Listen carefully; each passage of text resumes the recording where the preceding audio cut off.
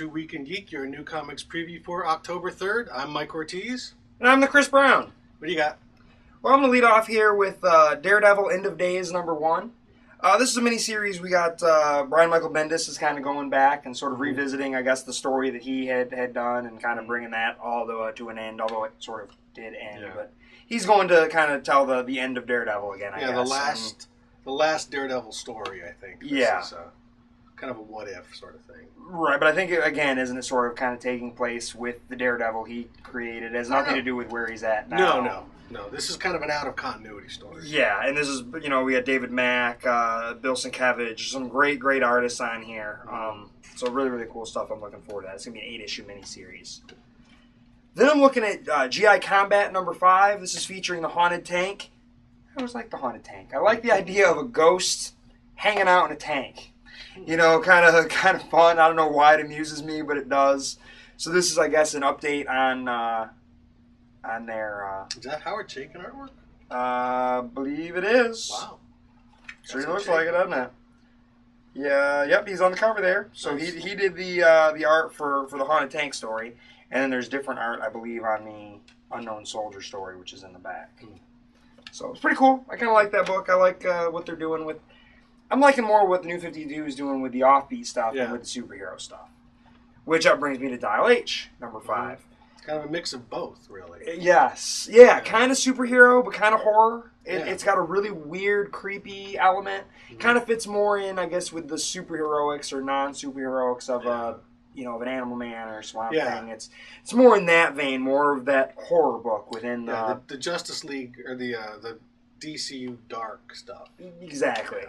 And it's cool, continuing the story of the dials and the characters here who are getting them. There's more than one dial, and kind of interesting.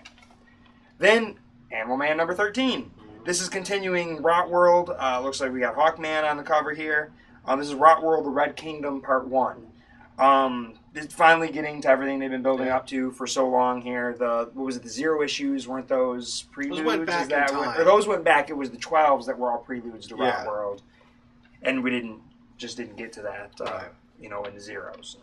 So then we've got Rot World: The Green Kingdom Part 1 in Swamp Thing #13. So I guess they're going to be running 2 different stories in this Rot World thing. One is the red, one is the green, and then they're going to meet up, I guess, at some point. Because I know Frankenstein and the Agents of Shade or whatever are tying into this too. Cool stuff. But it has been cool stuff. Then we got Planet of the Apes Cataclysm. This is the book that's done. This is kind of set more in the movie universe with written by Karina Bechko with art by Gabriel Hardman wrote it as well, and it's art by Damian Kuciro. So it's not it's not Hardman art, but he did. It looks close. The inks kind of have a similar vibe, but not him, unfortunately. But it's been really, really cool stuff. I like the Dr. Zaius tales. Yeah. Then I'm looking at Homecoming #2. I sort of liked this. This was kind of weird. It was like a high school book with an alien kind of thing. Like a chick's an alien, and she's just sort of waking up and realizing it. And I don't know. It's the first shot I've ever given an Aspen book. And it wasn't bad. Interesting. So I'm willing to give the second one a go. It's written by Dave Wohl. He did a lot of that Top Cow stuff. Yeah. Also stuff I never read. I think he did some Darkness and whatever. Never really gave it a shot. But I liked the first issue. I thought it was cool. Wanted to give the second one a go. Then we've also the second issue here of Fashion Beast by Alan Moore and Malcolm McLaren. As we talked about last time, this was a thrown-off movie script that Avatar has gotten a hold of and turned into a comic here. It is their take on Beauty and the Beast. Kind of updated, sort of a strange little thing. It looks like it's taking place in London. Probably... more 80s if that's when it was written. Yeah, it was written back... Because it kind of looks more like the 80s style around here. the time of Watchmen. I haven't had a chance to read the one yet. I figured I was going to let a couple pile up. And probably a good idea with that one. That's what I'm thinking. Then I'm looking at issue 9 of Thief of Thieves. This has been a really, really cool book. I really kind of like the whole, thief thing, the whole heist story. And this is a story about a guy who's probably one of the best thieves ever, but he's kind of at the end of his career, and he just kind of, he's trying to get out. They keep pulling him back in. He's got other people that rely on him. There's other things going on. And he really wants his old life back. I mean, something happened where, his wife's brother gets killed and she leaves him, and these things that happened, and now he's kind of longing for that again, and she's sort of with this short, portly dude, and they're building up that story there. Then I'm looking at Non-Humans #1 by Image Comics here. This is art by Will Portacio, who, we haven't seen a lot of stuff from him in a pretty long time. It's a story by Glenn Brunswick, who I'm not really familiar with. Either. They were running a 3 or 4 page preview in the back of a lot of the Image books over the last few months. It seemed kind of interesting. There's some sort of disease or some sort of virus that is bringing robots and animated creatures to life. Like toys and things are coming to life. Strange. But it's also affecting teenagers in some way. They're catching something. I couldn't really tell what was going on from the 4 pages, but I'm curious. It's got a killer doll on the front here. And again, great art by Portacio. So looks interesting. I'm willing to give it a try. It's one of those Image #1s. Yep. Then we've got Harvest #3, also by Image Comics. This is the story of the down-and-out doctor who has been sucked into the illegal, harvesting and stealing of organs. He tries to leave. Something's going on there. He goes back because he feels like someone's been victimized, and it's worse than he thought. And that's where we're left at the end of the 2nd issue, and I'm sure he's just going to get caught up with these people here. I think this is just a mini-series, and we're already 3 issues in here. Is it to be concluded or to be continued? To be continued, so probably a 6-issue deal here, but cool book. Really, really weird, and I'm liking it. Then we've got Fatale #8 by Ed Brubaker and Sean Phillips. This has been some great stuff. Again, if you can't tell by my stack this week, I really like the noirish stuff these days, and I'm getting more into the noirish weirdness than the superheroes.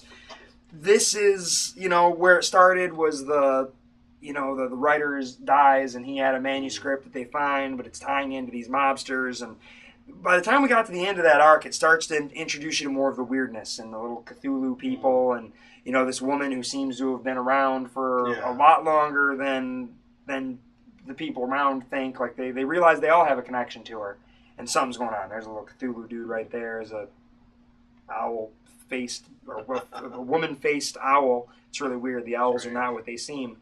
Love it. I really like this book. Very, very cool stuff. You should catch up if you haven't been reading it. And that takes me through the bulk of my bulky stack this week. I've got a light week this week. I'm going to start off with Action Comics #13. This is Grant Morrison. Looks like we've got Travel Foreman on the artwork. This is, again, continuing Grant Morrison's Superman story. And that art looks better than what he was doing on Animal Man. Yeah, very strange. And everyone was complaining about his Animal Man art, and that actually looks cleaner.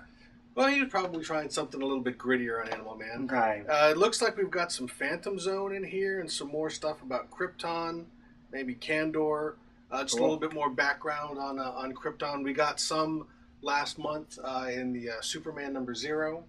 But now this jumps back to the present, it looks like. He's wearing his costume. There's a backup feature that's got a little bit of Krypton also. So, Grant Morrison is going to be wrapping up his run on this book. Okay. So I don't know where exactly this is going to go from here. I don't know what his big plan is. But this is going to be him sort of wrapping up all his loose ends. Next up, Amazing Spider-Man. This is by Dan Slott and a bunch of other people. Looks like Christos Gage may have done some writing on this. Cool.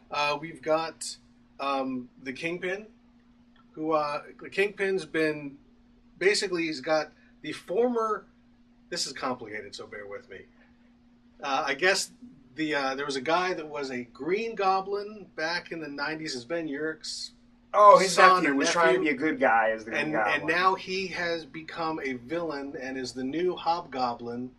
But the original Hobgoblin that was not Ned Leeds but was somebody else has now returned. Okay. So it's a Hobgoblin, the old Hobgoblin versus the new Hobgoblin. And who was it? Didn't they say it was the one dude? Well, that was Roderick Kingsley, but then I think he died, and maybe this is Roderick Kingsley's brother or something. I don't know. It got kind of confusing.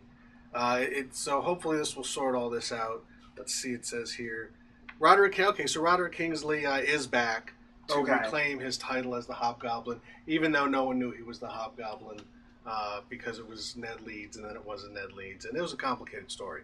Very messy stuff in Spider-Man in the 90s. Well, it's just because the writer got kicked off and didn't get to tell his story, and then they wanted to do what they wanted to do. So in any event, this is continuing the march towards 700. Which apparently is going to be the last issue of Amazing Spider-Man. until they bring it back with an issue number 1, like they're doing with everything else. Well, they'll bring it back in issue number 1, and then by the time they hit 800 or whatever else, it'll go back, right? But I mean, it's not going to take that long for them to get another 100 issues because they're doing 2 issues a month. I think I heard somewhere that it might be switching back to monthly. Is it okay? Maybe when they relaunch it, it'll go back to being monthly. But either way, there's got something big coming in issue 700. They've been teasing it, saying it's going to be a big deal. They always say that, but right. It hasn't been that long since 600, has it? And that was a big deal. In any event, this is both the Hobgoblin versus Hobgoblin, brings the Kingpin back into Spider-Man mythology, and we'll see where it goes from there.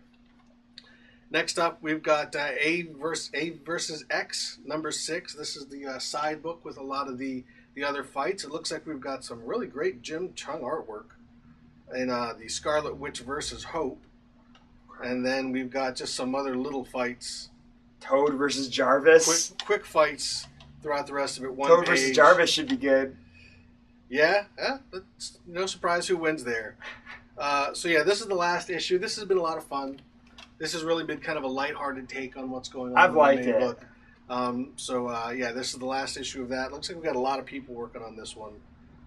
Kieran Gillen and Jim Chung do the main story, and then it looks like other stuff that happened between panels and other fights. We've got Captain America versus Havoc, Hulk versus Domino, Toad versus Jarvis, Spider-Woman versus Emma Frost, Spider-Woman versus Storm, Spider-Woman versus Psylocke. A lot of fights in this one. They got a lot to wrap up. Wrap it up. It's it's all done. Next up, Earth 2 number 5. This is the new Green Lantern versus the new Grundy. This has been a great book. I'm really surprised how much I like this book, especially considering how it just threw out everything. This is a brand new start. Same names, similar takes on some of them, but very different on other stuff. Yeah. And I've really been enjoying this brand new start, and I love the old JSA. I love the idea of the legacy heroes. I love that they were World War II heroes. A lot of people have had a problem with the fact that all of that is gone, and these are now younger versions than the versions that appear in the regular DC universe. But sometimes change is good. This has been pretty solid, and James Robinson's done a pretty good job on this one. Next up, Green Lantern number 13. We've got our new Green Lantern. Basically taking center stage here as we're leading into the rise of the Third Army with the conflict with the Guardians, and the Third Army popped up in that Green Lantern annual, and so this is the new big crossover, and the new Green Lantern character that was introduced. Looks like the Justice League is going to confront him at the end here, but this has been a solid book. This book has maintained its level of quality since the reboot. Been pretty good overall. Next up, Uncanny X-Men. This is an AVX book. I have no idea where this is going to fit in. Some big stuff went down in the last issue of Avengers vs. X-Men. It looks like they're referencing some of that here. We're going to be getting a little bit more Cyclops point of view and X-Men point of view as things wrap up. This is probably the last issue of Uncanny X-Men before the Marvel Now stuff. I think there's one more. One more? Maybe kind of a, I don't know, maybe it's an like a wrap it or up. something. Yeah. So this apparently, it looks like it takes place both during and after the last issue of Avengers vs. X-Men. Next up, Smallville Season 11, number 6. This continues the arrival of Batman in the Smallville universe. Batman and Nightwing. It's not Robin. It's actually Nightwing, but it's Barbara Gordon. Things are very different over there. I actually don't remember what happened in the last issue. I know I got it. I couldn't find it in my to-be-read pile, so I might have actually... Either I accidentally put it in the have-read pile, or I read it and don't remember it, so I guess I'll go looking for it and try and figure that out. But again, this is continuing the fictional Season 11 of Smallville and the introduction of Batman, which is pretty cool. So that's my stack. All right, well, it brings me to the top of my stack here, which I'm actually looking at Batman Detective Comics number 13. Now, why would I be looking at Detective Comics number 13? It's written by John Layman. This is the writer of Chew. I think this guy does some really, really fun stuff. He's also writing Mars Attacks over there at IDW. I just really like his writing style, and he's writing a Penguin story here. And I like the Penguin, and I think Jason Fabok's art looks pretty good here. Okay. So I'm kind of curious what they're going to do. I really like the idea of essentially the Penguin as a kingpin. Yeah. I like that, so I want to see what John Layman's got up his sleeve, and this is him doing some mainstream comics. Wow. I think that should be really, really cool. It's a big book for him. Yeah, it really is, and I can't wait. I mean, that was the one. I was wondering why that was on your list all of a sudden. I didn't think you were all a big Penguin fan, but John Layman explains it. Yes, that would be why. I mean, it feels like with Detective Comics, a lot of people were wondering where it was going before, and it was just sort of meandering around, and now they've given it to a hot writer here, and let's see what he can do. Yeah. I'm excited. I'm real excited about this book. Good stuff. My top pick is kind of an obvious one, going for something that's a real big gun. Avengers vs. X-Men number 12. This is it. This is the final issue. Last issue, some big stuff went down. Spoilers. Did it though? Like, how big was it when it's the 5th time it's happened? Oh, I'm thinking more of Scott's now the Dark Phoenix. Oh, well, yes. He killed Professor X. That was a big deal. Professor X will be... I thought it was pretty solid. Professor X, yeah, he'll probably be back.